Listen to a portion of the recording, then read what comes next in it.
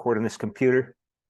So this is our class meeting, and so far the internet connection seems to be working okay. Although this is an expensive hotel, so it better be good. But it's been acting a little bit strange. But I think maybe if I'm actively using it, the internet connection is okay. And so, all right. Well, thank you for coming. And I'm here in Chicago, and the conference started this morning, and it's been an exciting time. I don't know if I'll put on the headphones if people are going to talk. So feel awkward with those headphones on. I can't hear myself speak very well. So let me just continue on here. So what I was showing you was the video clip from Andrew Duff. Andrew Duff was a British member of the European Parliament who claims credit for putting in the the Treaty of Lisbon in 2009. The Treaty of Lisbon in 2009 that formally recognized the ordinary legislative procedure.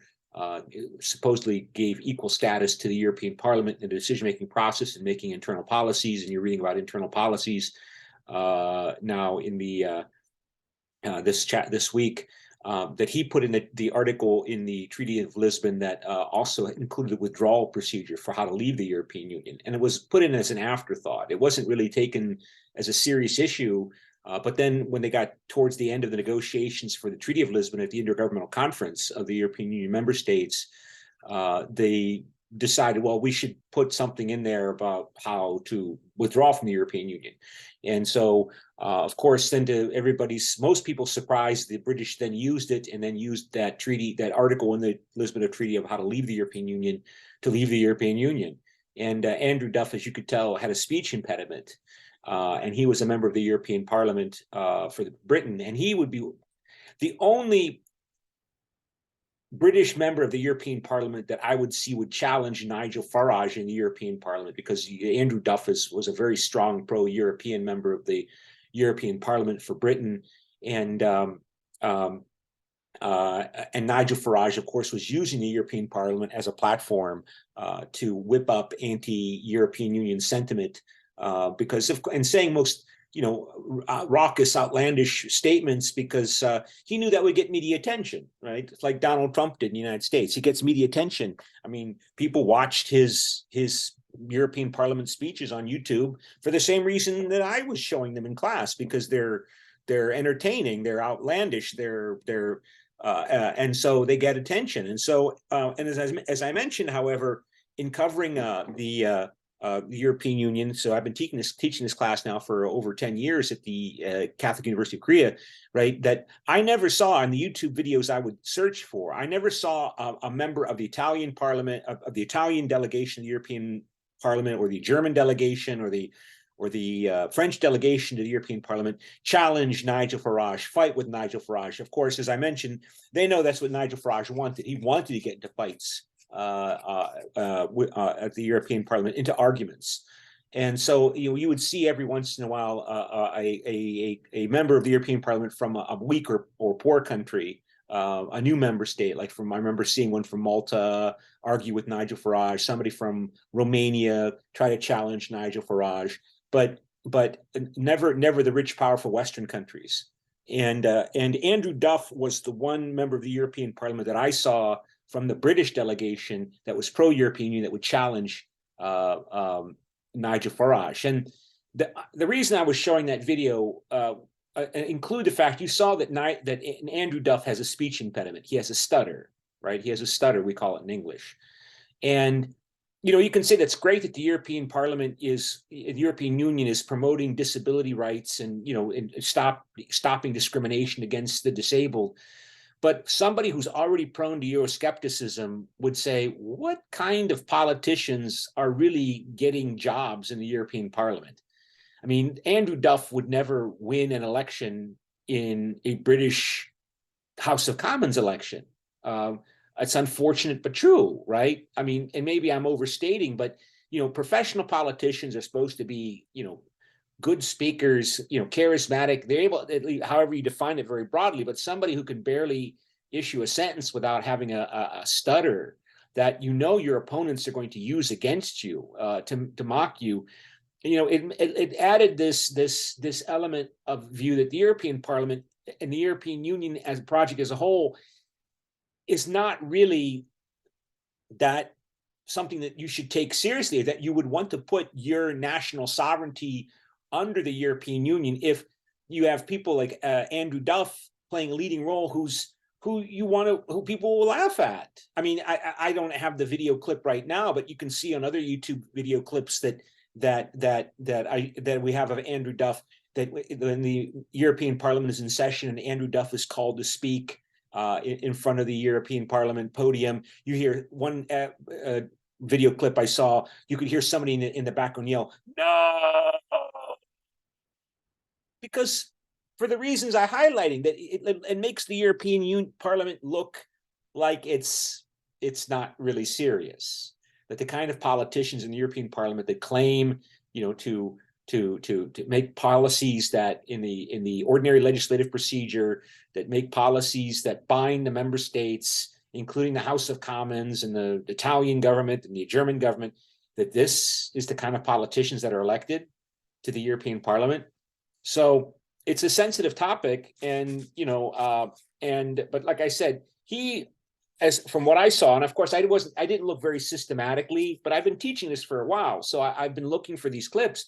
He was the only member of the British House of the British member of the European Parliament to challenge Nigel Farage as another British member of the European Parliament.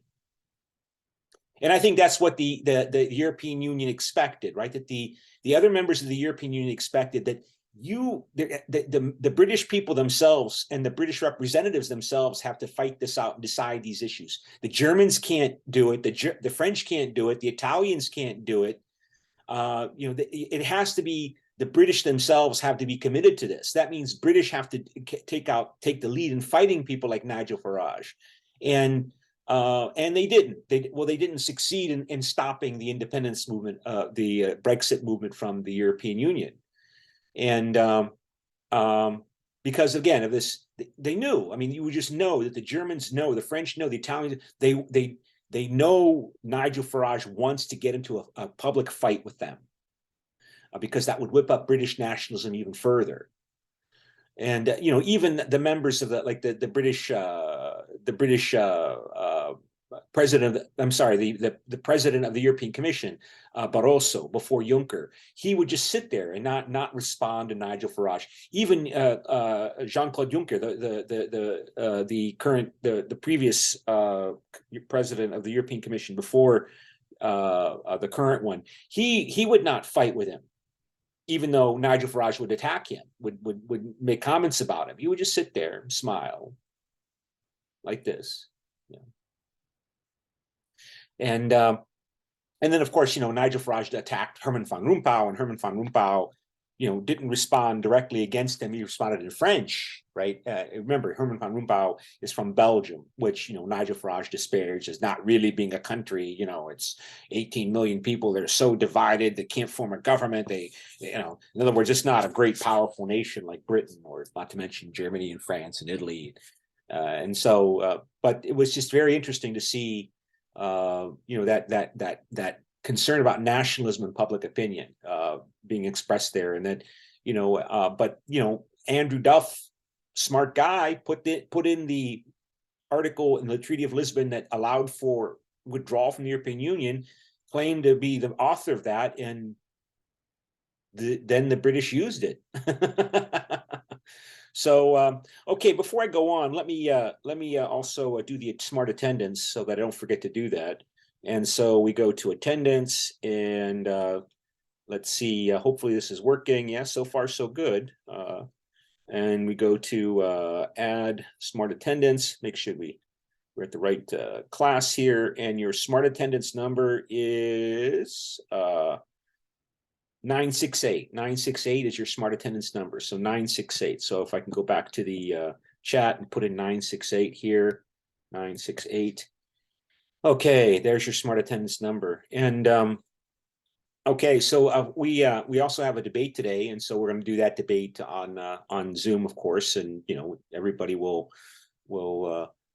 have the chance to speak, hopefully. I mean, since we have a small class, so again, I want to, of course, believe also that this is useful experience because, again, video conferencing, it's of course not going to be as extensive as it was when the pandemic was at its worst, but I think it's not going away, right? It's something that is we've all learned how to use, and so video conferencing and getting business done by working from home, having that option of working from home has become much more popular now, and we're never going to go back to what it was before the pandemic. So being able to perform and work through video conferencing is going to be, it's a valuable skill as well to have. And by the way, and since we're trying to learn skills and that are useful in your professional career, I always wondered when we started teaching, when we started using the video conferencing, why my students seem to be so unwilling to turn on their video cameras. I mean, you would think I would think, don't you want to, of course I should turn on my video camera because I'm instructor, but don't you want to see each other and, say hi and, and I think one of the reasons why the students are hesitant, of course, there might be because to prevent disruption because of bandwidth issues, but it's also, I think I learned that our female students in particular, they if they're not going to go outside, they don't want to spend a lot of time putting on a lot of makeup. And so if they're not going to, and so they don't want to show their video, they don't want to show their screen, their video image because they haven't made themselves, the way they want to look. So, because I push the students to turn on your video cameras. Come on, we're all pandemic. Let's see each other. It's and finally some did, and they looked like they had no makeup on, and they didn't want to show their video face. But keep in mind, right, when you're on video, in a professional environment, you have to look good. If you're going to do your debate, for example, you have to dress up for this. I mean, I got on a tie, because I know I'm going to be teaching. So of course, you don't have to turn on your video if you don't want to now, but typically, you should treat video conferences like you're going to school, because that's a big part of our future. I mean, even right now, it's very difficult in the United States to get people to agree to come to work. People don't want to go into work every day of the week like they used to before the pandemic, because they've shown that you don't need to do that you can get more done. You can while working from home. You don't have to spend as much money on gasoline because gasoline is so expensive. You don't have to spend so much money on daycare for your child because you can stay at home with your child. And so there's this big resistance to go back to the way the workplace functioned before the pandemic, and we're never going to go completely back to that. So this video conferencing is part of being a professional, right? It's just something that we have to accept. And okay, so having said that, let's go back now. And of course, if anybody has any questions, please raise your hand or send something in the chat function, and we can talk about anything. So let me again share the screen to the notes. So share screen, and here are the notes for the class. And so these are chapter 7 notes. So you have these notes already. And what to highlight here, in terms of this emphasis of output legitimacy is something that we stopped talking about at in the short class on Monday, right? And what is output legitimacy? Does it mean satisfying economic interests and needs? And yeah, that's a big focus. Obviously, the European Union is doing more, particularly in the last several years, to try to remind Europeans that the things which they take for granted, like being able to, for example, carry your smartphone anywhere around the European Union, and you going from Italy to Bulgaria and being able to call anybody the same way you could go from across the street in Italy, in Rome, to call somebody with no extra charge. That is a concrete economic benefit that Europeans, who of course love to travel, love to go on vacation as well as go on work trips, the European Union is responsible for that.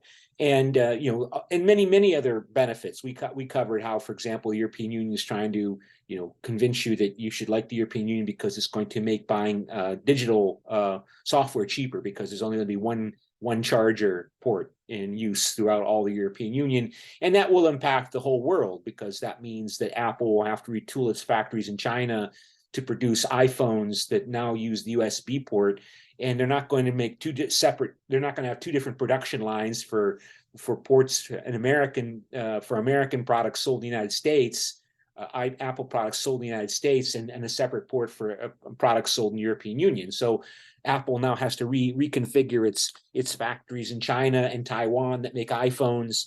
And that means everybody, including Americans and South Koreans, are going to be benefiting from that European Union policy. And that's a really concrete example of how the European Union's economic focus impacts the whole world, right? Including, you and me in a very immediate way. So, but of course, economic interests, they're a powerful motivation, but they're just one set of motivations for people in their political activity. And of course, we see, Americans, they might have some difficulty understanding this, but nationalists and people tend to be nationalistic. Not everybody, maybe not you, maybe not me, but people in general tend to be nationalistic, and nationalists will sacrifice economic benefits if in response to perceived threats to the sovereignty of the nation.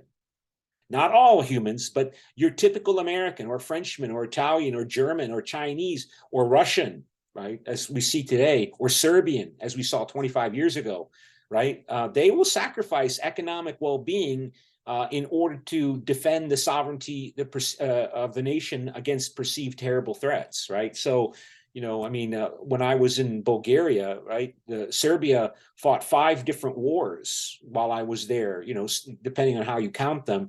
And by the time, the wars ended in Yugoslavia by the end of the 1990s, Serbia's per capita income had dropped by 50%, in half from what it was 10 years previously.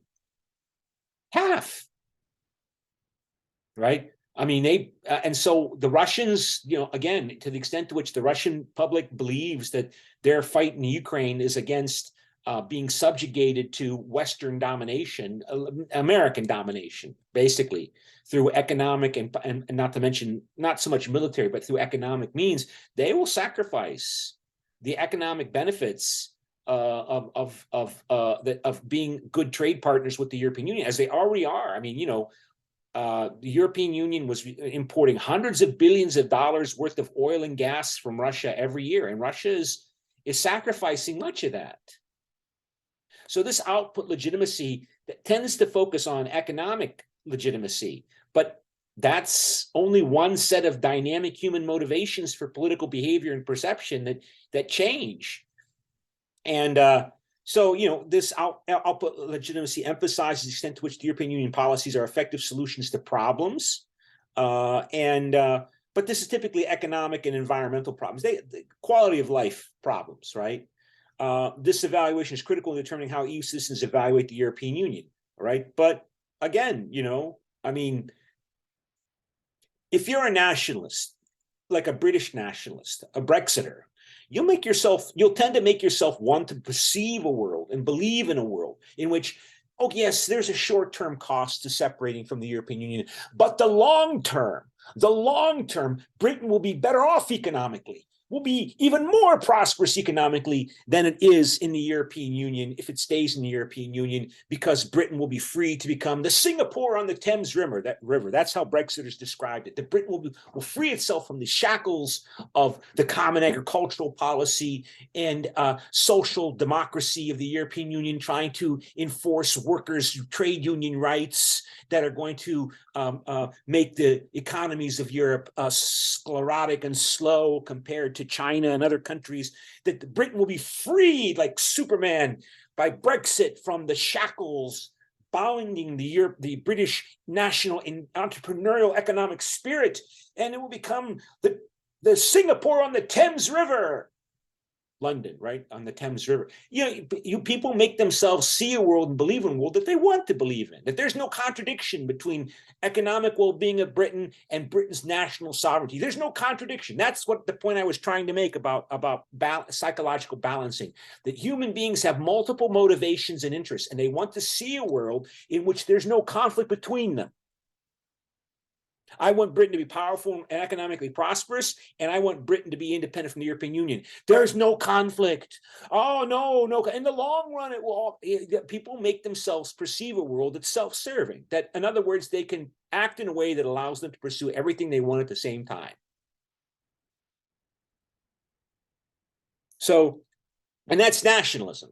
But nationalism is something that the European Union is difficulty dealing with as an output legitimacy motivation factor, because that's poking the dragon, right? And so, I just went to this panel. I regret I went into it. I should have gone to a different one, because it was these people I know that were talking about Russia, and they were describing the European Union and Germany and France as being weak and pathetic, and not understanding the true diabolical evil nature of Putin's Russia, and the same Cold War stereotypes that these people, they've been around forever, right? So they're older than me, and they've made their careers during the Cold War, and the Cold War is still going on for that as far as they're concerned. But they criticize the Germans and the French, particularly the French, and the Germans also, for being unwilling to truly understand the fundamentally aggressive, dangerous motivation that Russia has to not only the Ukrainians, but to Europe and the world, but Europe in particular, right? I mean, but Russians seem to be, Germans seem to be more concerned about nationalism and this nationalist conflict in Russia and elsewhere, and they see Russian motivations as more defensive, not necessarily only defensive, but more defensive, so certainly than the Americans perceive Russian belligerency as being due to perceived threat. That Russia perceives a defense is acted belligerently defensive because it sees a threat. But anyway, all right. So we already talked about policy competence. That's a legal term. And this expanding policy competences of the European Union. We talked about, these terms previously. We talked about, again, regarding the tools of the European Union can use. Treasure is the power to fund policies. Authority is the tool of the European Union that gives it the legal power to act. So, frequently, whenever the European Union issues a public statement about why it's doing something, it will cite in articles from the treaties, the Treaty on the Functioning of the European Union and the Treaty on European Union, to justify its claim that it has policy competence, in other words, legal authority to act in that policy area. Nodality is the power inherent in the possession of information, the ability to distribute it, and organization is the power of bureaucratic government, including its staff, equipment, and staff and equipment. So, so they go through these four tools of the European Union, and again, the world is changing so quickly that some of these tools are already, have changed and developed. Regarding treasure, the European Union budget is small compared to the wealth of its member states. The European Union annual budget is about 1.4% of the combined gross national income of the EU27. So that's about 150 billion euros a year that the European Union has to spend. But that was before the next generation. And now the European Union's going all into increasing the treasure by selling bonds, investment bonds, treasuries in the United States. Like states have bonds.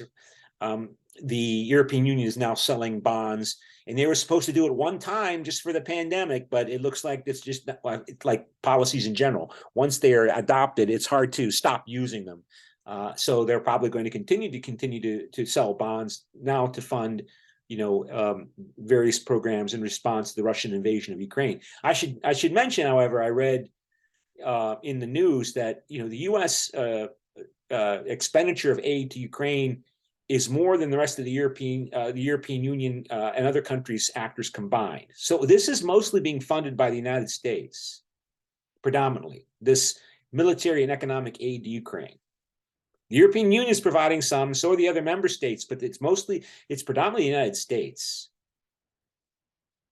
So think about that. Even though this is right in Europe, this is happening, it's most of the aid, the majority of the aid going to Ukraine is coming from the United States.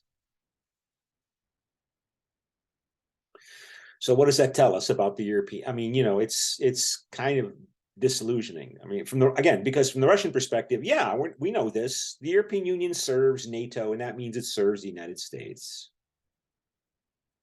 That's the Russian prevailing view. It might not be correct, but that's what the Moscow government believes. This so-called perpetual peace project for Europe. Yeah, now one must add, it says 0.6% of gross national income for the next generation in project. So that is discussed mentioned in the book. So that goes up to 2%. The EU dedicated these funds to combating the economic crisis the COVID-19 pandemic instigated, and the EU is financing it by borrowing on capital markets, selling bonds. But it is also small in comparison with the overall level of public expenditure in the European Union. It means that in some, still EU actors only direct 2 to 3% of their public spending at the EU level. Still, so the government budget of Germany is much bigger, say, than the European Union's total budget. Still, the broad scope of EU policy is evident from an overview of the allocation of this budget to funding programs and initiatives in support of the EU internal policies. This is all happening before the Russian invasion of Ukraine, of course, right? This discussion in the textbook. The debates over the EU budget involve controversial and complex negotiations. They focus on how much and on what to spend this money, particularly since the global financial crisis. EU spending on agriculture has declined from 70% of total EU spending in 1985 to around 30% today. So, that was the European Union's biggest budget expenditure, was the common agricultural policy. And some of you mentioned that in your paragraphs, right? And I should tell you, that was one of Margaret Thatcher's first big public fights with the European Union, was she demanded that Britain get a rebate from its money that it was designated to supply to the European Economic Community, as it was back then called. And this is like 30 years ago. She was 40 years ago.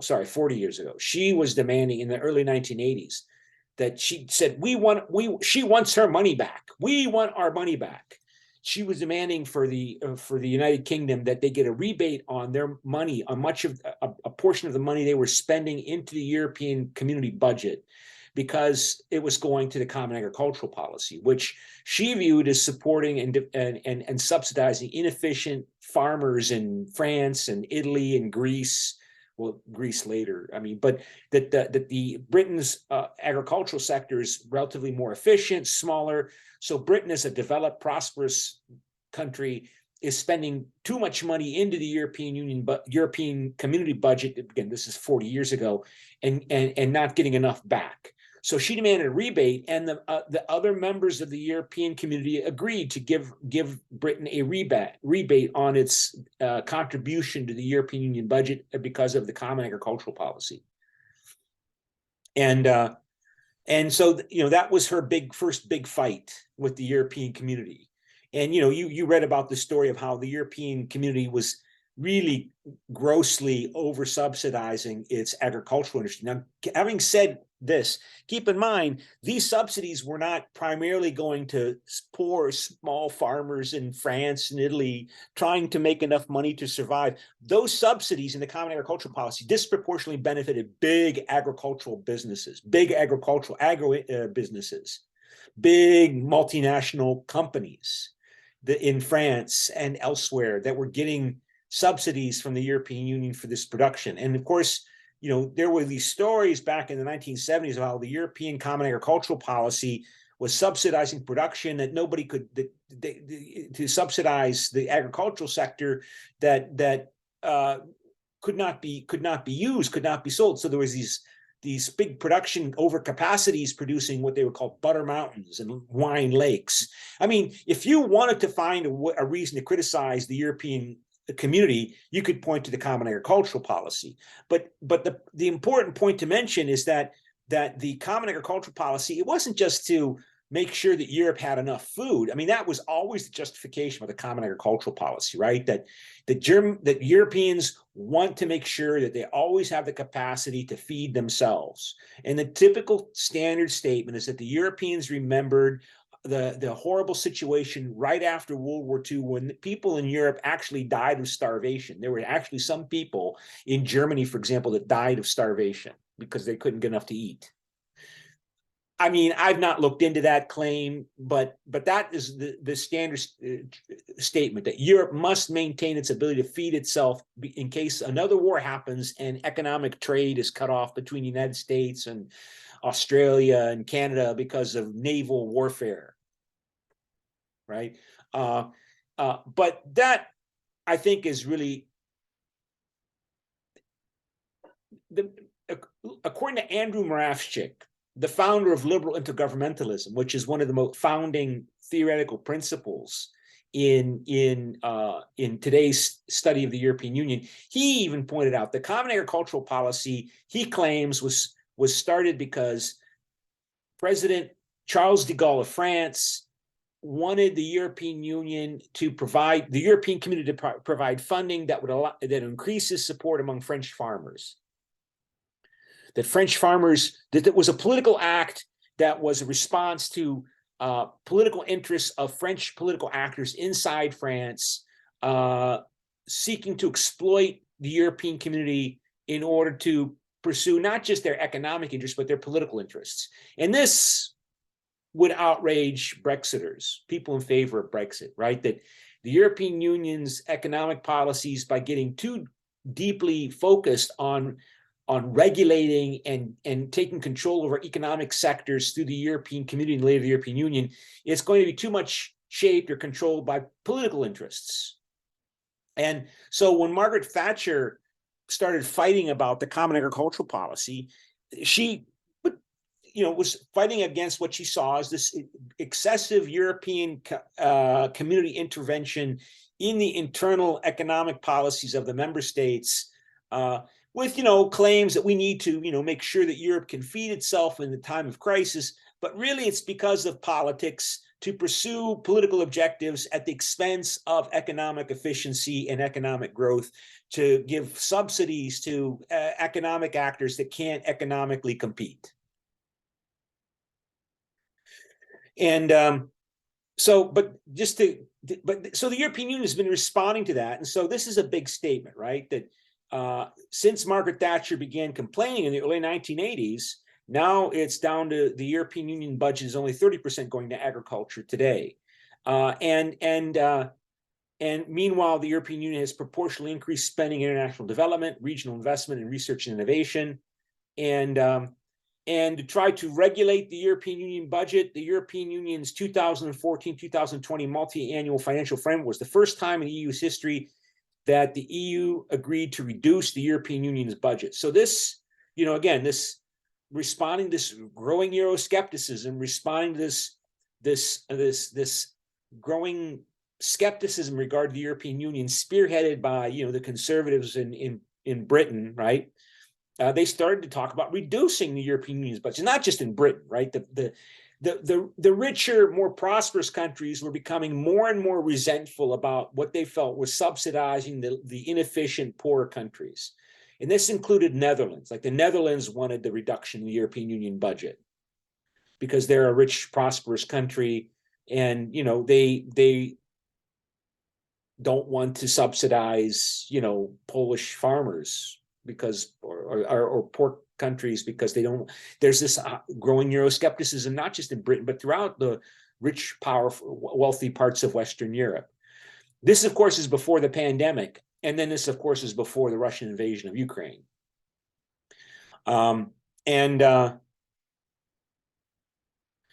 of course, this is also, when the book was published, they mentioned, that this next generation European Union package is increasing the budget to 2% of the gross national income of the European Union members. The book was written a year and a half ago. Since then, we are now seeing the European Commission use its oversight of each member state's next generation package to decide whether or not that national program to use the next generation funds conforms with European Union requirements. And that's not discussed. I don't think that's discussed in your book, because again, that's relatively recent, really significant development. As the European Commission starts to act more and more like a federal government, right? They're saying, we're not going to give you the money, Poland, the billions due to you under the next generation, because you're violating the European Union principles regarding the independence of the Polish judges, the Polish judiciary. You're passing laws that are discriminating against gay and LGBTQ people. Or to Hungary. We're not going to give you the money to Viktor Orban in Hungary until you change how you allocate money from the European. This is really significant, and this is all part of the next generation program, that each of the member states has to submit a plan. They had to submit a plan how they would use their portion of the 750 billion euros to digitize their economy and move towards green sustainable development, green technologies, renewable energies. And then the European Commission said also all of the other programs and policies in the European Union have to be implemented as well if you want access to this money. And that is really a big deal in terms of the European Union developing its policies. Now, we'll see if it works. The European Commission is fighting with the Polish government. It's fighting with the Hungarian government.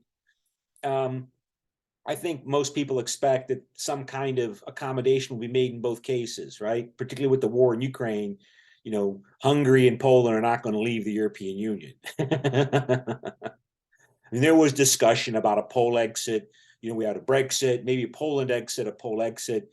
That's not going to happen, right?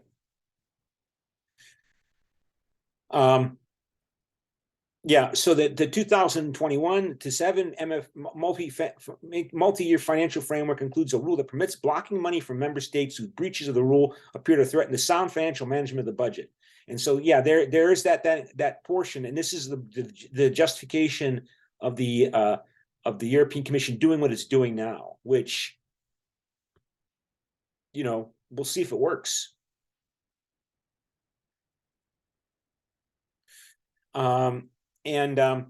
So the EU makes two kinds of budget decisions. It makes a decision on the multi-annual financial framework. It's negotiated every 7 years.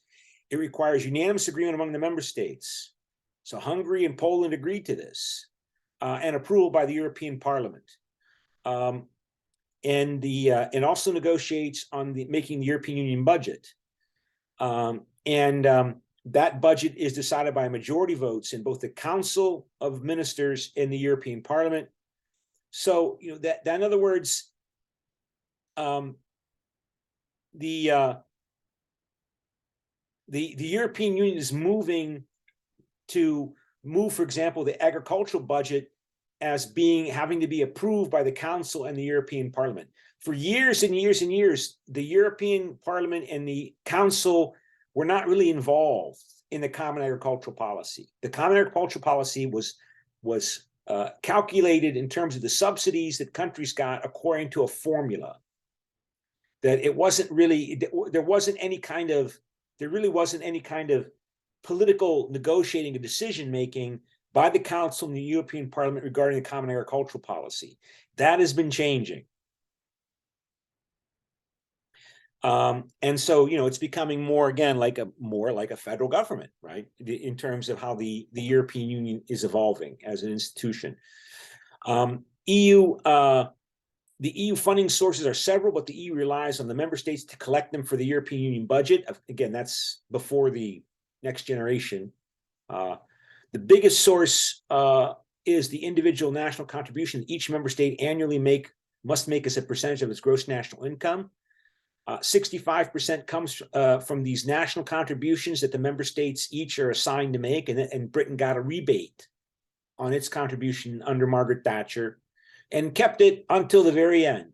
It kept it until the very end, until it left the European Union. 13% of the budget comes from duties on imports from non-EU member states, and 11% comes from a small share of the value-added tax that all member states impose on sales. And 11% comes from other sources. That includes fines that the European Union imposes on firms for breach of European Union competition rules, and also taxes and other. So contribution from EU member states, from non-EU member states to participate in some EU spending programs, and so on. But the European Union doesn't directly tax people's incomes the way your parents' incomes are taxed in France, or I'm taxed in the United States, or taxed in South Korea in terms of my income, right? So that is politically very difficult step to make. Raising funds on international capital markets, that's something else, right? That doesn't require, that you are going to provoke people to react against taking money from them from their salary, as national governments do in France and Korea and the United States. So the EU member states have resisted proposals for reforms. These proposals include simplifying the EU's revenue base, synchronizing the multi-annual financial framework's time frame so that it fits more with the European Parliament and Commission's terms in office. So the multi-annual financial framework is 7 years, but the European Parliament and the European Commission are only in office for 5 years. Right. So again, this effort to move towards some kind of more federal form of government, that would be a next logical step in this incremental process of moving forward in European Union integration. The aim is to increase at least the belief in transparency, right? That we vote for the European Parliament, we European Union citizens vote for the European Parliament, and the Commission and the Council are reacting to that pressure from our elected representatives. So again, that's supposed to somehow encourage you to believe in me, to believe in a European demos, right? See, the European Parliament, European Commission are elected every 5 years, and they have to approve this budget, multi-annual financial framework. And so, you can see that the European Union budget is really being influenced by you, the European Union citizen, or me, the European Union citizen. You like Europe, yes, you like. And then so European elections for European Parliament would include debates regarding the European Union's overall budget priorities, which, they don't now because these happen. They don't correspond. The multi-annual financial framework is 7 years, not 5 years. And then the overall size of the multi-annual financial framework for 2021 to 2027 remain the same as for 2014-20.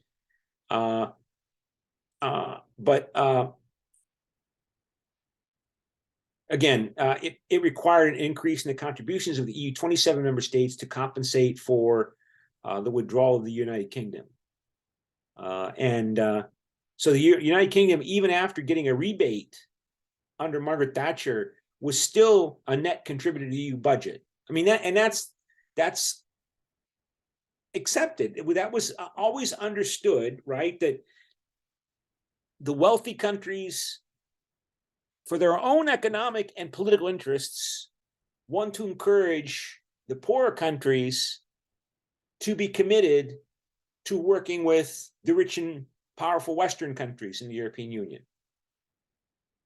I mean, sure. And of course, the best case is Germany, right? Germany's economy is overwhelmingly dependent on, well, I mean, the estimates vary, but you can say that maybe half of the German economy depends upon exports and imports, including with its European Union member states, like with France and Italy, right? So they're quite willing to put in more money than they get back from the European Union budget or the European Union multi-annual financial framework, because this has allowed Germany to thrive. The European integration has allowed Germany economically and politically to thrive, despite the bad experience with German influence in 1914, 18, and 1930, and 1930s and 1940s and 1945 until the end of World War II, right? So, and of course, this money would often go to, that is given in cohesion funds and other forms to these poorer countries, would go to purchasing, Western European products, Western European services. Not all of it, but a lot of it would, right?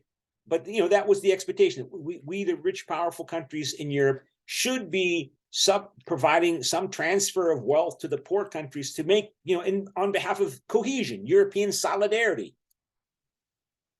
particularly when you're facing countries like, Russia, which would dearly love to break up the European Union. Or today, at least now it does, but again, Britain believes collectively that it does not need the European Union the way Germany needs the European Union, that Germany needs the European Union project to survive and thrive for its own economic and political interests. I mean, that's just an important point to keep in mind. I mean, German economic investment has transformed Poland, the Polish economy. Yet only very recently are we seeing complaints from the Polish government about more money. I don't see complaints from Poland, the Polish government, about German investment. That what they want is they want more money. They want more reparations. They want Germany to pay more money for the crimes of Nazi Germany in Poland. But they're not saying, oh, the Germans are using their economic resources to colonize Poland through neo-colonial economic. I never come across those statements. And that is a tremendous achievement of European integration.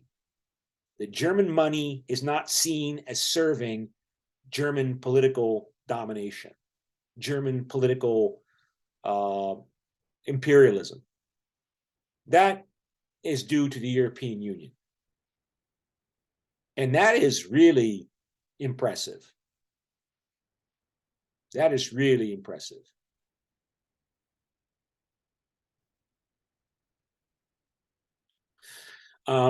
So more importantly, the COVID-19 pandemic pushed the European Union to make the historic decision in July 2020 to add an extra amount of revenue and spending of 750 billion euros beyond the multi-annual financial framework, the NGU, as the EU's collective response to the pandemic. And it just mentions that EU financing the next generation EUs through issuing EU sovereign bonds, which before 2020, before the pandemic, the Germans said, no, we're not going to agree to that. And then they changed their minds. And when the pandemic came. If these loans are not rolled over, the EU declared it would raise additional financial resources to pay them off.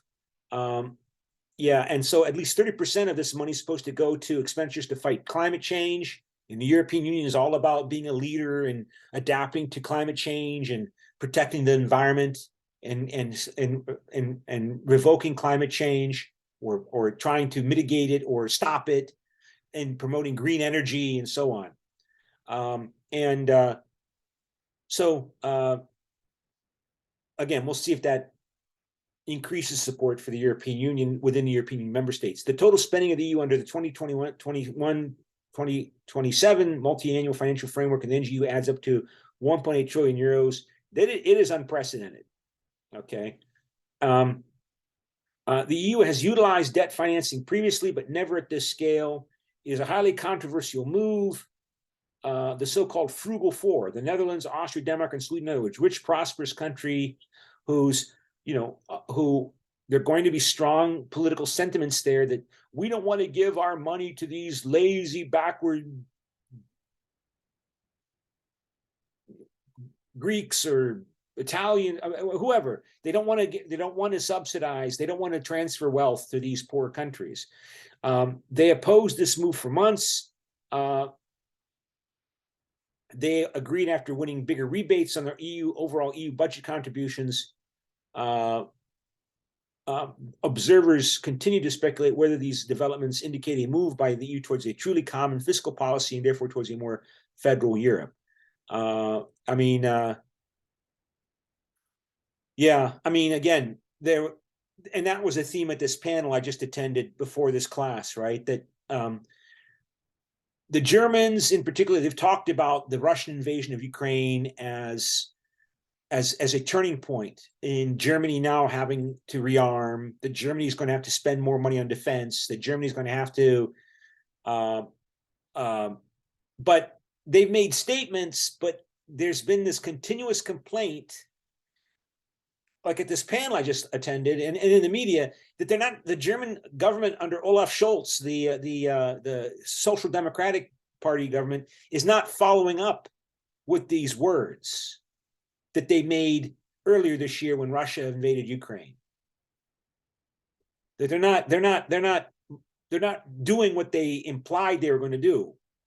I mean, the statement was made again by these old Cold Warrior people, you know, that the German leadership, I think it was the German chancellor, prime minister, said Germany would not be the first Western country to send tanks to Ukraine because Ukraine wants tanks. Ukraine wants tanks. The United States and the European Union have not provided them with armor, with tanks. They provide them with, you know, different kinds of ballistic artillery, different kinds of anti-aircraft defenses, ammunition, but not with tanks. And so the Germans just said they're not going to be the first ones to send tanks to Ukraine. The Ukrainians they said they want the Leopard 2 German tank. And the Germans they're sending them anti-aircraft systems and anti-missile systems, but they're not sending in tanks. So that's the big test. Are you going to support the Ukrainians with the ability to take more territory back? I mean, they're making offensives. They're trying to move forward now, but they think they need armor. They need tanks if they're going to take back more territory that the Russians conquered. And the Germans are saying, we're not going to be the first to do this. So if you Americans do it, I think I just remember. I think I read a statement also that the Poles are buying South Korean tanks, Black Panther, South Korean tanks. Anyway, but so we'll see. I mean, again, as I said, the United States has provided more aid, economic and military, than everybody else combined to Ukraine.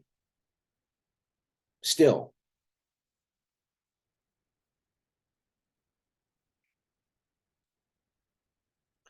But you know, I think this is a good enough point. Where do we want to talk about the common agricultural policy? I mean, the common agricultural policy is a policy that's not just about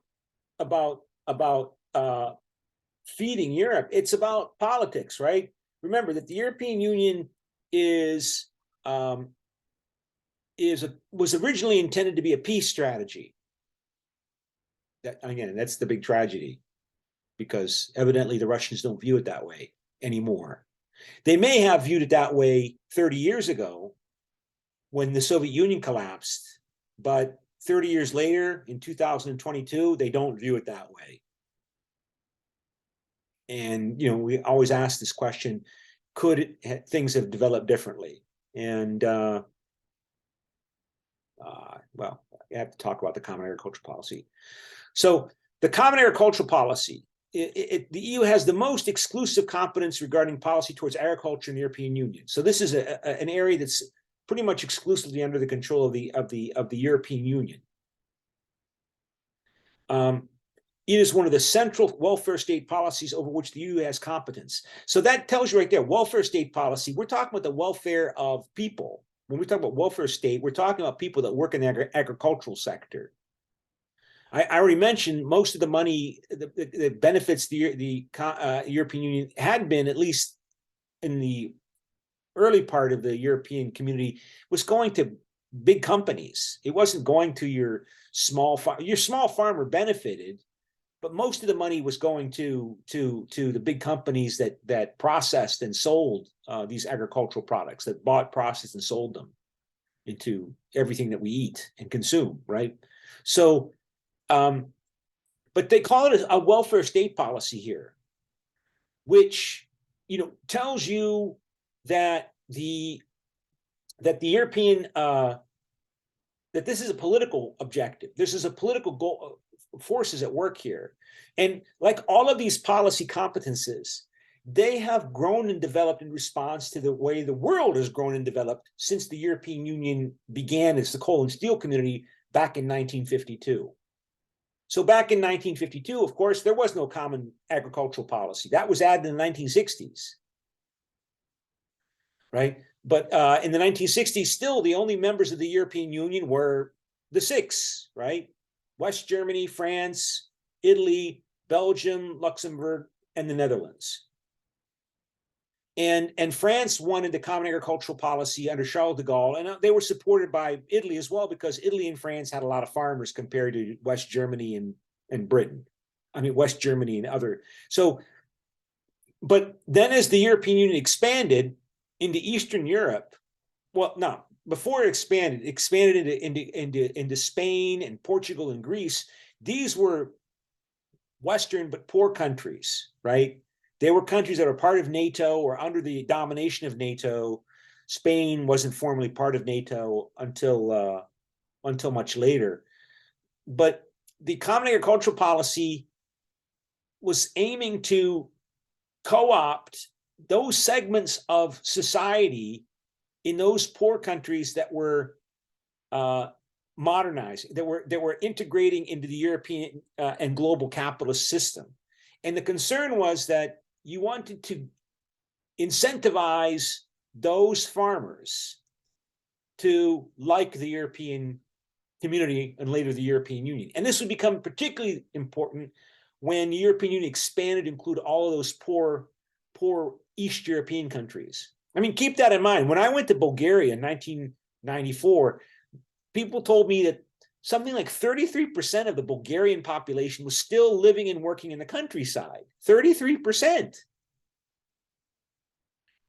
The same was about true in Poland.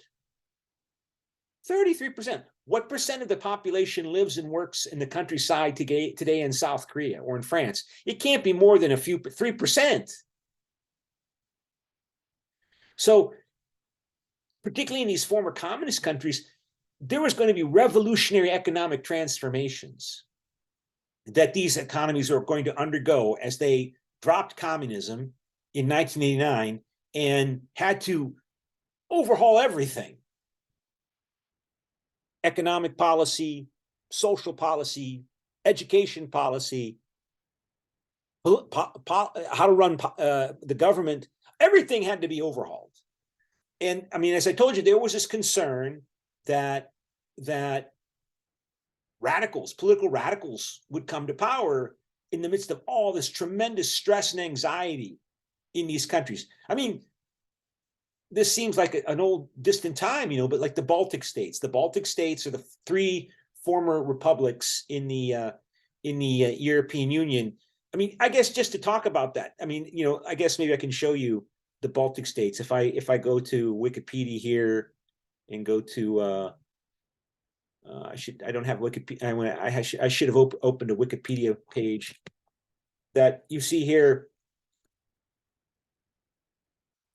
These countries, make sure you can share that screen. They joined the European Union in 2004, and they joined NATO earlier. I mean, they have been doing really, really well in terms of their macroeconomic growth rates. But these three countries, in the before the pandemic, before the great financial crisis, the financial crisis in 2008, they had the highest suicide rate in the world. They had the highest economic growth rates. They're doing really, really well. And if you look at the percentage of their GNP that increased every year, they were the highest in Europe. So you think, wow, man, that's great. They're becoming prosperous and developed. Everything that the European Union is supposed, but they also had the highest suicide rate in the developed world. So what does that tell you? The tremendous stresses and strains in those societies, as all of these far-reaching changes are coming. There's, of course, a big segment of the society that's doing really well under Europeanization, but then there's also a significant segment that feels like they're tremendous insecurity, anxiety, disappointment. So they had the highest suicide rate, among the highest suicide rates in the world. I can't remember if it was the highest, because South Korea has high suicide rate too, right? But they had among the highest suicide rate in the world, even though they were doing economically the best. So that was the concern, that as these societies go through tremendous changes, like Poland, near 38 million people, 1/3 of the population is in agriculture. That's not going to be maintained. They can't stay in agriculture. And so you're going to have this big movement of the population from the countryside as people lose their farms. People give up farming because they go bankrupt. They can't make a living. So you know this is coming. You know this is coming, and you're the European Union. So you have to persuade the peoples of Poland, at least not all of them, but at least majority of them, that they get more benefits from the European changes in Europe than the costs. And that includes co-opting the farmers.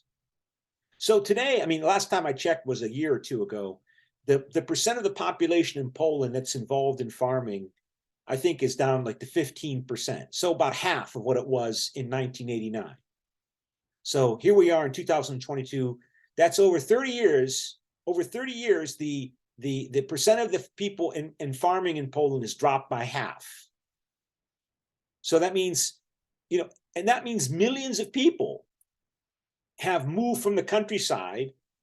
And the European Common Agricultural Policy has been very appealing to Polish farmers, the ones that are successful, right?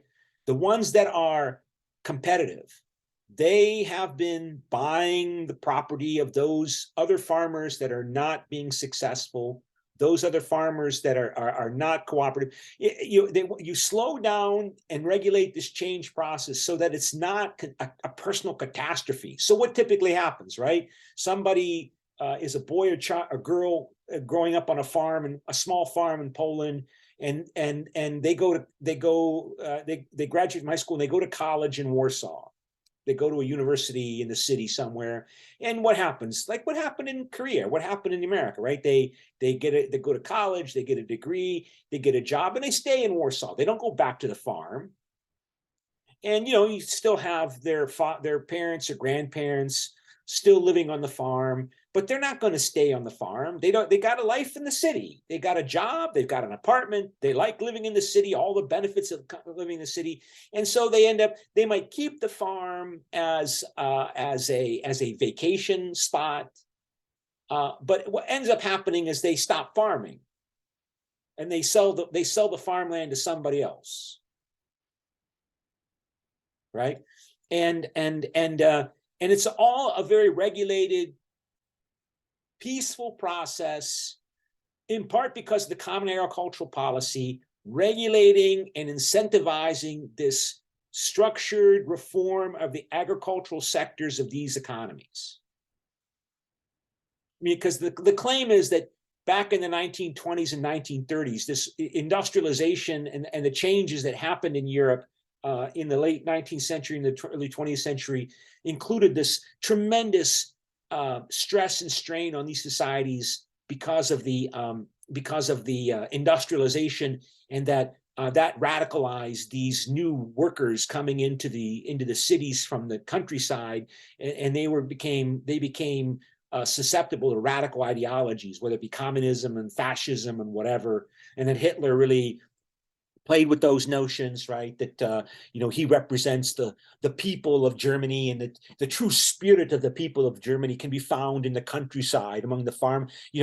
So you want to make sure that those kinds of farmers don't listen to those radical populists in today. And again, the European Union never gets enough credit for its successes, right? Because its successes basically involve preventing something horrible from happening. And when something horrible happens, the European Union gets blamed for it. But when something horrible doesn't happen, it doesn't get enough credit. So the European Union has been very successful through the common agricultural policy in co-opting Polish farmers. Polish farmers, they love the European Union. They love that common agricultural policy. Even though, of course, they tend to be conservative. They tend to be Catholic conservatives. They tend to oppose. They think that the Polish Catholic Church should be very influential. They might well oppose gay rights and LGBTQ rights, and they might favor making abortion illegal. But at the same time, they might not like those policies of the European Union, but they sure like the economic benefits that come from the common agricultural policy. And and of course this danger, I mean, was there. I mean, for example, I remember, just to show you something, some files I had downloaded earlier. See if I can find these files here. This person, Andrzej, this is, of course, I first encountered this person when I was studying and finishing up my dissertation in the early 1990s. His name was Andrzej Leper, Poland's populist. And I guess maybe I should also maybe open up a Wikipedia page for him so you can see what he looks like. He was this populist who was scaring people about what the consequences of integration in the European Union would be, and particularly Polish farmers, that the European Union was going to allow the Germans and everybody to come in and buy up all the land from Polish farmers and take control over Polish politics through their money, and just screaming and crying about this in the early 1990s, causing trouble and arguing at the Polish parliament. And he was Deputy Prime Minister and Minister of Agriculture and Rural Development between 2006 and May in 2006, and in the cabinet of this guy Jarosław Kaczynski, which I didn't realize that he was in his cabinet. That's interesting. He prior to entering politics, he was a professional farmer in the village of Zielnowo, Pomerania. He was a candidate in the Polish presidential election 95, 2005, 2010. He was the one screaming and crying about the European Union being a threat to Poland's farmers and Polish sovereignty. And he, and again, this just to highlight this news report from the Economist. Blockades were being set up to stop farming, to block by farmers claiming that they were, led by him to block traffic to protect the interests of farmers.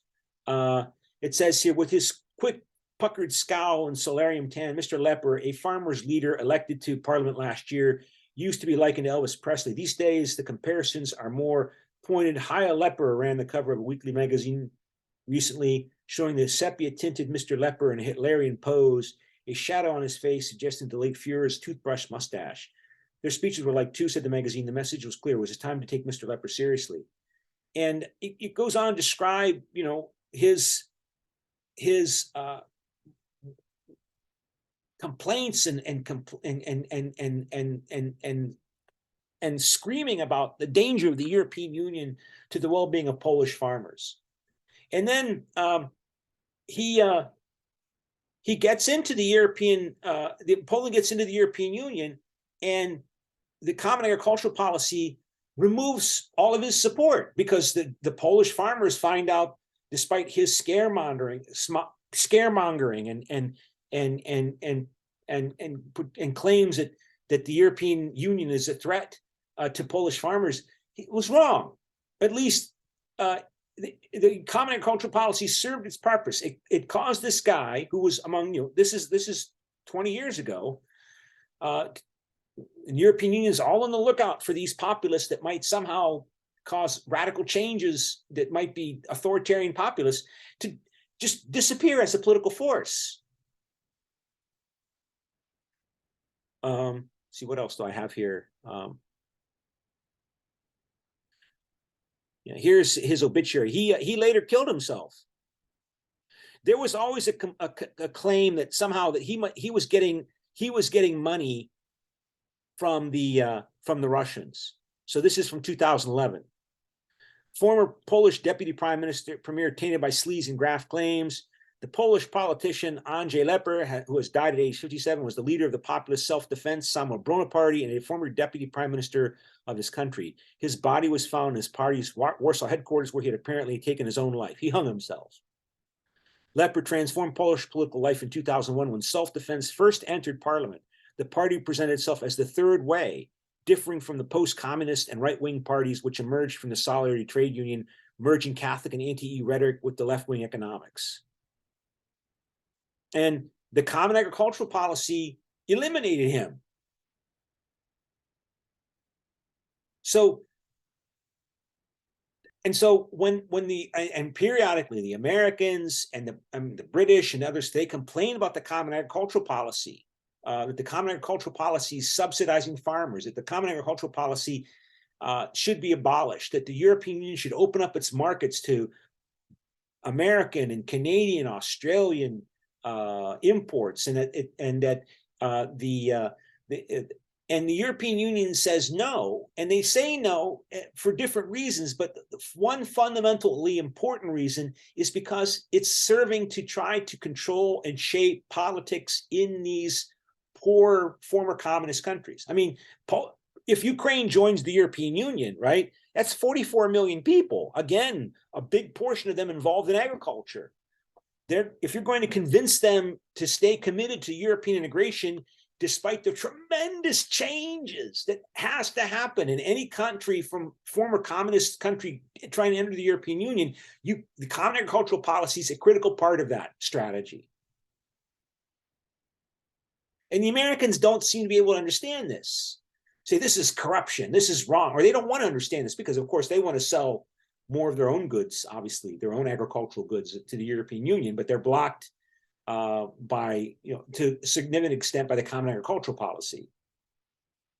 But again, the common agricultural policy is about trying to keep radical authoritarian populists weak in the former communist countries that are, again, are undergoing tremendous revolutionary changes in their way of life since 1989.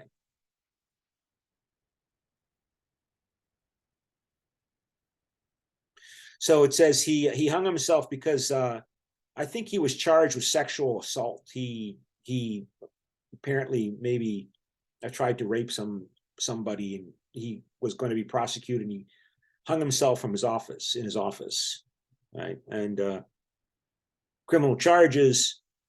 He was charged with criminal offenses, including assault, blocking roads, dumping grain on railroad tracks, and of course, anti-government demonstrations. He was sentenced to 60 months in prison, and then sex crimes as well. A few members of the party claimed that he killed himself.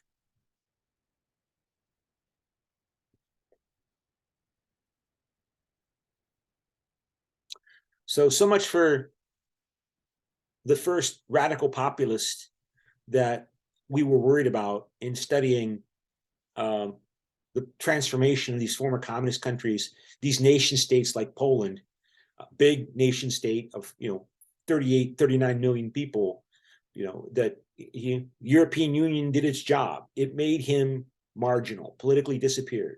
And so much for Andrzej Leper.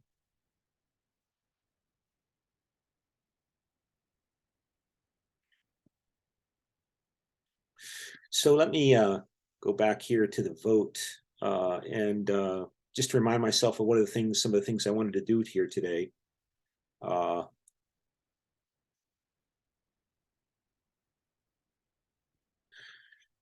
Okay, so let me open up another some more files here, and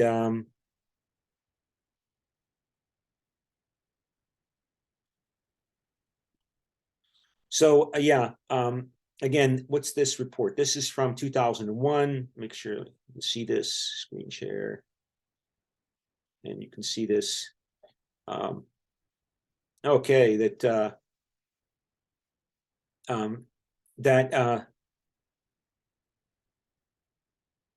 so the Greek economy, right, is being transformed, and according to this news report, the Greek economy is forecast to rebound 6.1% in 2001 after shrinking by 10% during the pandemic and 1/4 in the debt crisis. That's incredible. So during the debt crisis that began in 2009, the Greek economy shrank by 25%.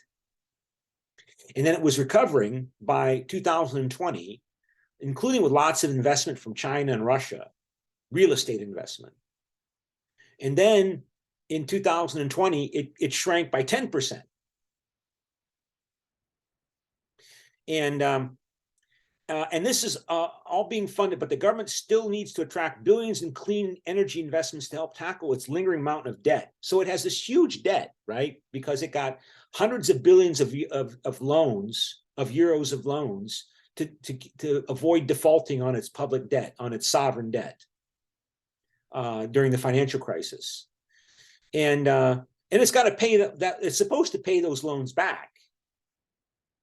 But it's still got a 14% unemployment rate, and to build a more solid foundation for future growth.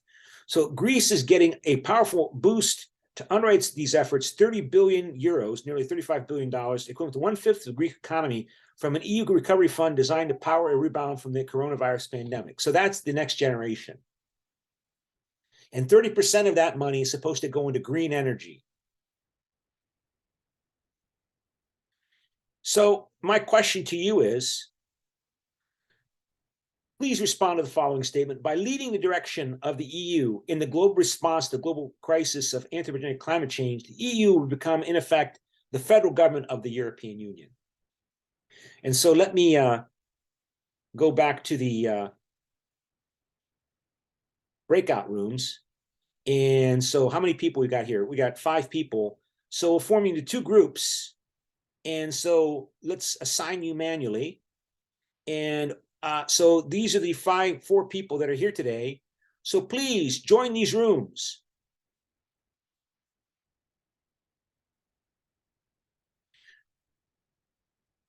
Please join the breakout rooms.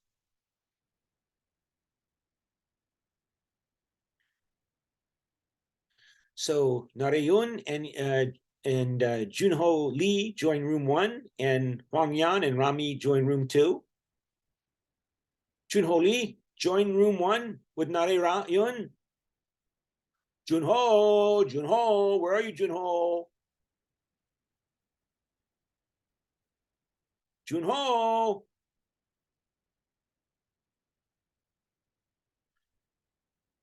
Where's Junho? Junho, where are you, Junho? Join group 1, Junho. Junho. Well, he disappeared. So I guess I'm going to move Narayun to room 2.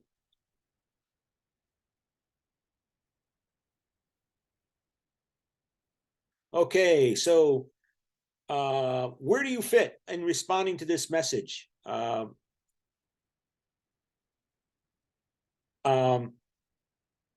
So let me go back to the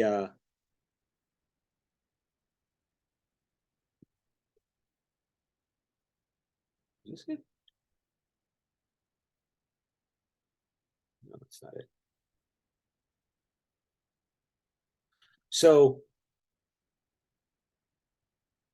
okay, so I think you can hear me, right?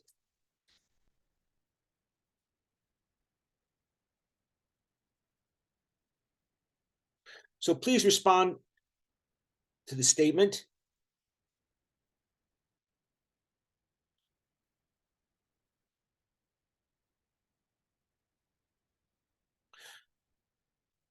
So please respond to the statement, and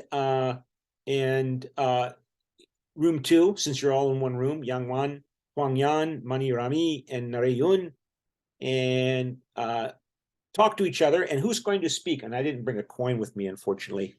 So you know what I can do? I'll ask Siri to pick a random number between 1 and 3. So let me call up Siri here.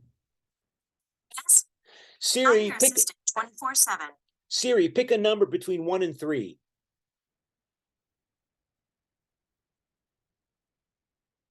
Hello, Siri?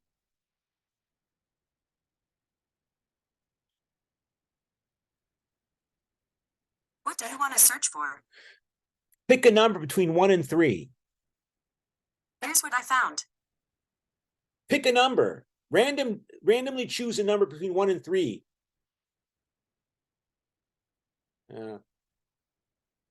This ain't working like I thought it would. Okay, so I'll just pick one. I know this can work because other people have done it. Siri, pick a random. On the web. Siri, pick a random number between 1 and 3.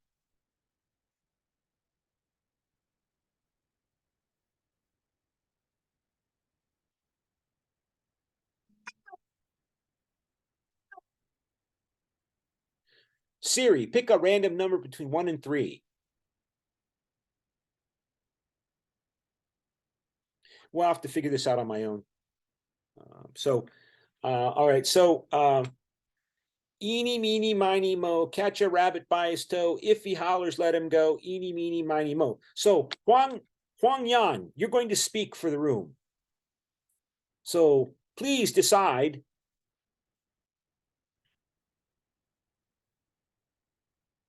You're going to speak to the room, Huang Yan. Sorry. You're going to speak to the room, Huang Yan. Huang Yan will speak for the room 2. So, talk to each other and decide where your group fits on the scale.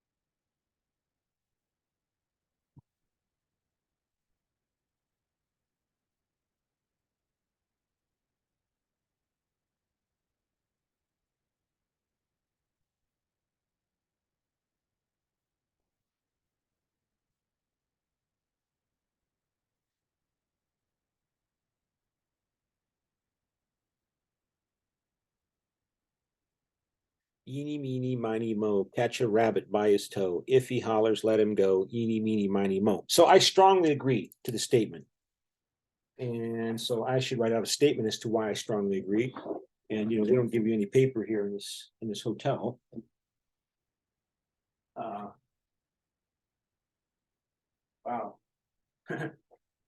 So I'll have to do it.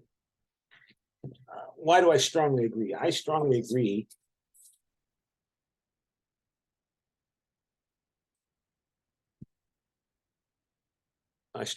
because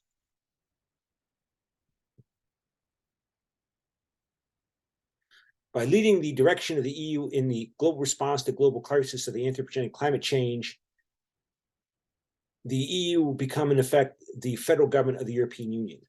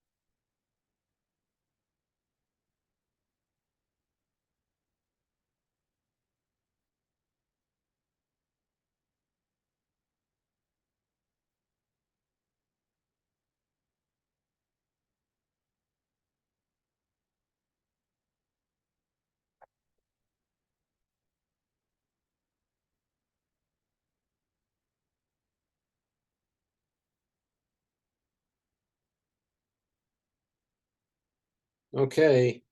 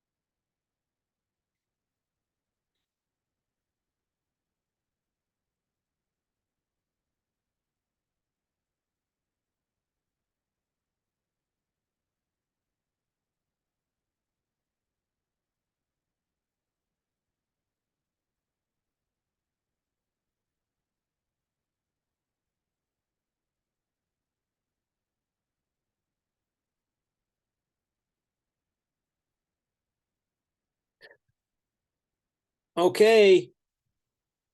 Huang Yan, where does your group fit on this scale?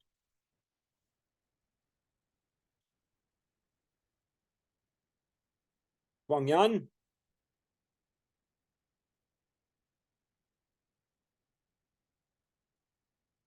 I can't hear you. Are you muted? You have to unmute.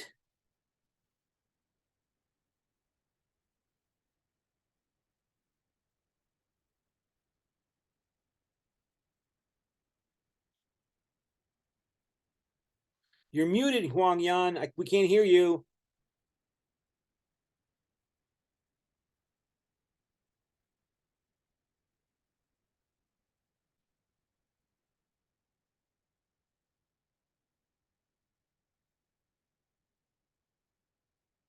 Well, I don't think Huang Yan is going to speak for whatever reason. So, how about you, Manel Rami? What is your view on where you fit on this scale? Do you think the European Union's leadership in dealing with global climate change is going to push the European Union into becoming a federal government of the European Union?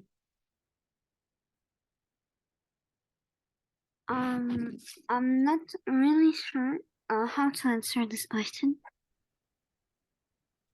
What do you think? Do you think that the European Union basically becomes sovereign over the member states because of the need to uh, address through global efforts the global climate change will require a worldwide emergency response to say they're saying that this crisis is a threat to human civilization. So, and the European Union is taking global leadership in dealing with the climate change crisis that's supposedly a threat to human civilization. So, do you think that that the European this will encourage the formation of a European demos, that the people living in Europe will increasingly view themselves as being European in Europe providing leadership to the world and doing its part to save human civilization from global climate change? I don't think that it will make like one type of sovereignty, if I can say this. Uh-huh. Because like there are still many nationalists in every country, Uh-huh. and like the purpose of like the EU being an organization would be lost. So like the countries are supposed to work together as a group and not as like one big country, I think. Yeah. Yeah. So I don't think that it would be like a sovereignty, even if the matter is really important. Uh-huh. Yeah. I mean, there will be more. Of course, it won't just be global climate change. If there's going to be the formation of a European Union federal government, there's got to be other problems. And there are other problems. There's Russian invasion of Ukraine. There's the refugee crisis. There's the potential, instability with the United States, the rise of China. I mean, it just seems that and supposedly, the biggest crisis that we face is global climate change, and it requires radical efforts to deal with this. And of course, there's going to be segments of these societies that are more nationalistic than people like you and me who pursue a global career, a globalization career. That's why you're in Korea, right? That's why I'm in Korea. But even European farmers, right? I mean, even people that work in the farming sector are having to play a critical role in responding to global climate change and globalization with climate change and making it even more intense. So I guess I could see. The question is, what I mean, I don't have a clear answer. I don't think anybody has a clear answer. But there's going to be the emergence of something new in Europe. Something new emerging in Europe that's new for the world, where you're still going to have nation states, and somehow the nation states play a critical role in legitimating. I mean, this is what the European Union say. We don't threaten sovereignty, we pool sovereignty, because only by pooling the sovereignty of the member states can the member states play a truly global leading role.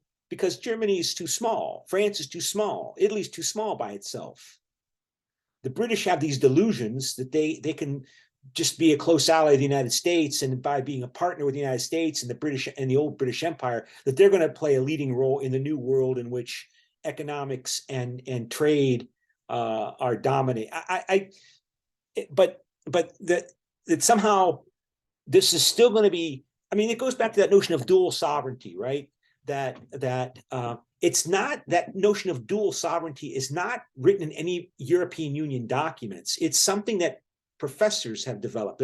There's two forms of sovereignty. There's the sovereignty of the European Union, as represented by the European Parliament, the people of the European Parliament, and then there's sovereignty of the member states, as represented by the Council of the European Union. And so you have these two sovereignties, these dual sovereignties is critically important. Now, of course, they were saying this before Brexit happened, and that didn't convince the British people to stay in the European Union. This dual sovereignty notion didn't impress enough voters. And but will it impress Germans and French and Italians and Poles and Hungarians? And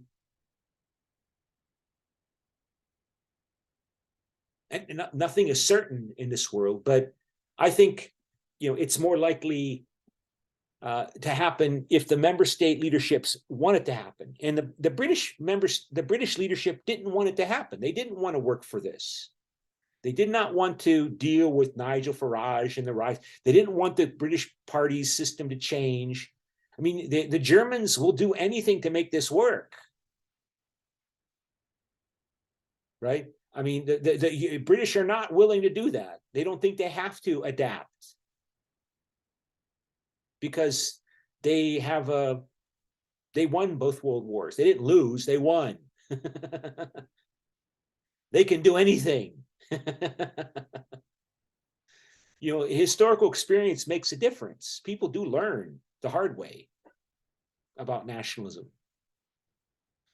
So, well, then let me ask you how you vote on this, and so give you some participation credit. So please vote and make sure I'm showing the screen as to whether or not you think the European Union will become a federal government as the European Union leads Europe and the world in fighting the greatest threat to human civilization, supposedly global climate change. Is the European Union going to become a true federal government? And so you can vote, and I guess everybody's voted.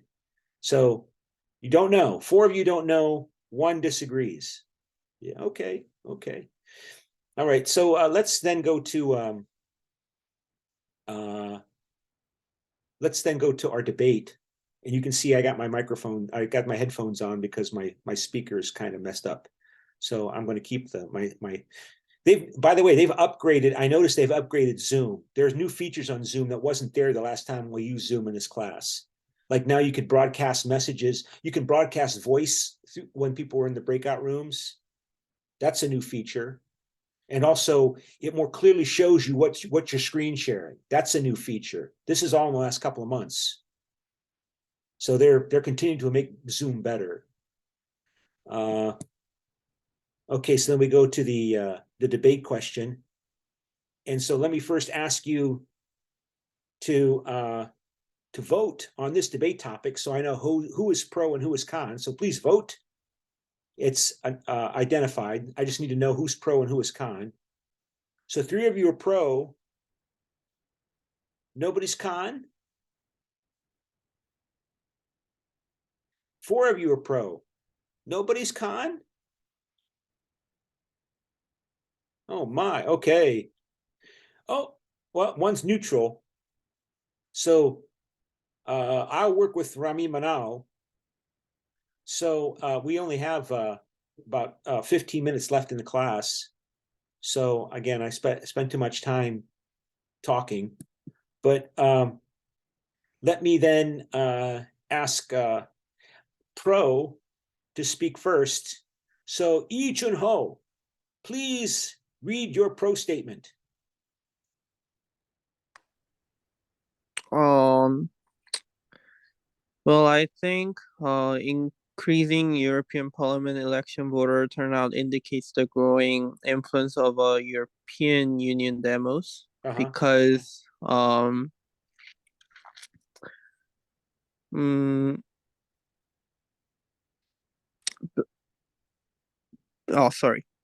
because I think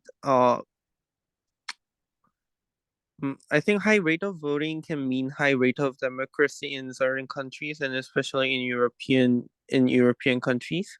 So in 2009 and 2014, both turnout rates of European Parliament were above 43%.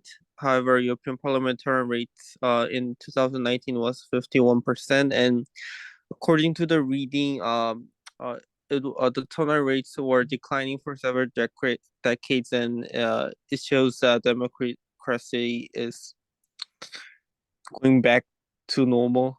So, so I thought increasing European Parliament election voter turnout indicates the growing influence of European Union demos.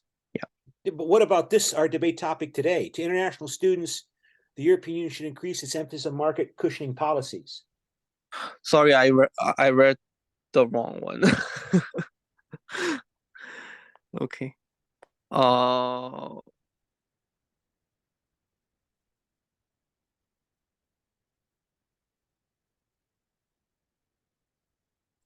Can you give me a moment because I think I have to find out. Okay, so what about Cho Chun Sok?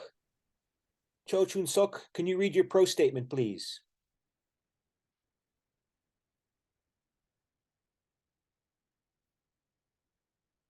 Cho Chun Sok.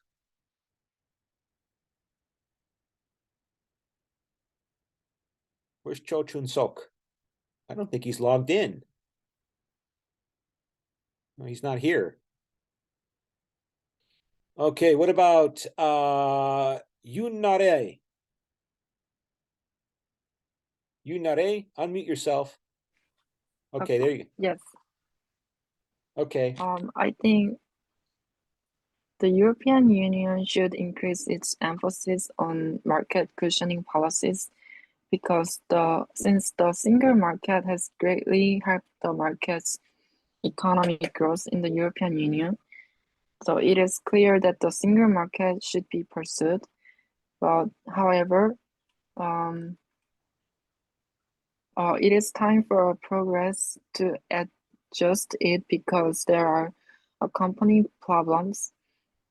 For example, the common agriculture policy operated by guaranteeing prices for agricultural products at a level that would ensure a viable income for farmers. Of course, even if reforms of the common agricultural policy are needed in terms of international trade, these efforts are considered necessary. In Working Time Directive, one of the examples of socio-economic regulation was created to protect workers, and legislation to protect the environment was also made. These are the problems that cannot be solved voluntarily within the free market, and for that reason, market cushioning policies should be emphasized more to solve negative results. Okay. Rami, you heard Yun statement. What is your response, Rami Manal?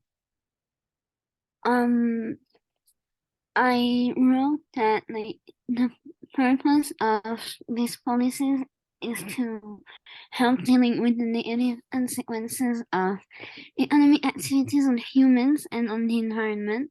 So I do think that the European Union should be more careful, especially as the more time goes and the more the consequences of human activities on the planet are becoming like worse. But it's a long process and like it might create inequalities because like some solutions proposed would need money and I mean a large amount of money. So for the less wealthy countries of the EU, it might be difficult to implement the solutions. And like there is also like the problems of the rising prices of almost everything. So yeah, I'm sorry, I'm not really sure like how they could find like how they could actually do it. Yeah. Well, I mean, I'm in my comments on the paragraphs, which I sent back some hours ago, right? I mean, that there's a danger. I mean, the common agricultural policy is an example of a market cushioning policy. And, this infuriates many people in Britain and also in the frugal four, Sweden, Austria, what were the other ones? Netherlands, and I can't remember the fourth one, Denmark, whatever, that, we're engaging in market cushioning policies to cushion those Greeks or those lazy Bulgarians or those corrupt Bulgarians or those corrupt lazy Romanians. I mean, these are stereotypes, but that's the source of the resentment. What are we doing, we rich hardworking Netherlands, subsidizing those corrupt Bulgarians with their tremendous corruption problems? And now we're gonna subsidize these corrupt Ukrainians. Oh my God! And that was Margaret Thatcher used that as her first big issue to attack the European community when she became prime minister in 1979. I think in 4 or 5 years later, in 1984, she got the rebate. It's not fair, she said. That's what market cushioning means, that basically somebody's got to pay for those market cushioning policies. And that means the rich countries, not the poor countries, the rich countries, because they're the ones with the money to cushion the market. Right? I mean, of course, the poor countries, they got to make a contribution to the budget as well. But the rich countries are not going to get the money back that they put in. The poor countries are going to get more money than they put in from the European Union budget. That's aside from the next generation Euro bonds, which is done for 1 year, and I bet it's going to keep going on and on and on. That doesn't require money from Germany or the frugal four, the Netherlands. But that's an example. The common agricultural policy is a market cushioning policy, and it's been a big topic of controversy. So we only have 5 minutes left. So Huang Yan, are you there? Yes, I am. And my roommate was just sleeping, so Oh, I found another place to attend class. Sorry. okay. So can you read your pro statement? Yeah. I think. I think the environmental problem is the most important, so it is able to deal with the negative effects of creating an internal market focusing on environmental and social regulatory policies. It's a very gentle way of managing the market, I think, and it can minimize the harm caused by economic activities to people and nature. And as you said, that I think it's the best way to process this problem in terms of the environment. Yeah. Yeah, I mean, they have to be sensitive. You know, you got to be politically sensitive not to poke the dragon, right, of nationalist reaction and reactionaryism in these countries. So, like, yeah, if you're going to cushion the market, do it through regulations, because regulations tend to be more obscure. They're more technocratic.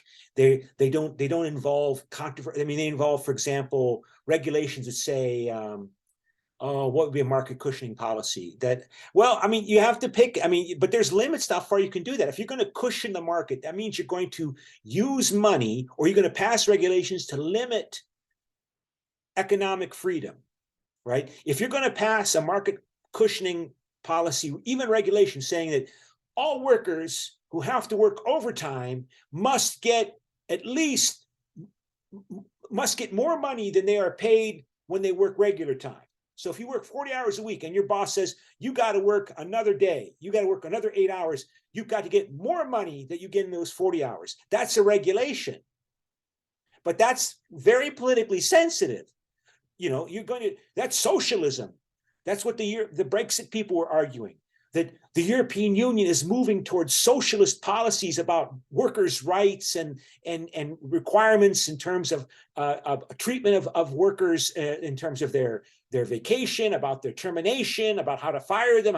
And this is going back to the old socialist ways that made Britain weak and fragile economy and so badly performing into the 1950s and 1960s and 1970s, until Margaret Thatcher came back and introduced neoliberalism and freed up the British economy by getting rid of socialism, privatizing all the companies, lessening restrictions on trade union, on requiring unionization, and making the British lion roar again. Because that, Margaret Thatcher introduced the first neoliberal policies. But the claim of the Brexit people was that the European Union was trying to go back to those old socialist policies that Britain rejected. So it's politically very sensitive. Okay, so we're running out of time here. What about Yi Chun Ho? Do you have your pro statement? Yeah, I actually put it on the chat because we don't have time. So my point is that the common agricultural policy is more important than any other time because of the war between Ukraine and Russia. So EU should increase its emphasis on market cushioning policies that helps environments and people from rapid changes. The current situation that involves one of the biggest wars in the 21st century necessarily requires market cushioning policies such as common agriculture policy. Yeah. Okay, so let's vote one more time to see if we change anybody's minds. And we go to same debate question, but this time we make it anonymous. And we'll close here at 11 and go here and pro, con, neutral, cannot decide. And save and vote, please, now anonymously. So let's see if anybody's opinions changed, even though we can't know who they are. And pro, con, or so okay, well, Okay, so I think that's it for today. Okay, so I think that's where we'll stop. Okay, so I'll see you on next Friday because we won't have class on Monday. Okay, so bye.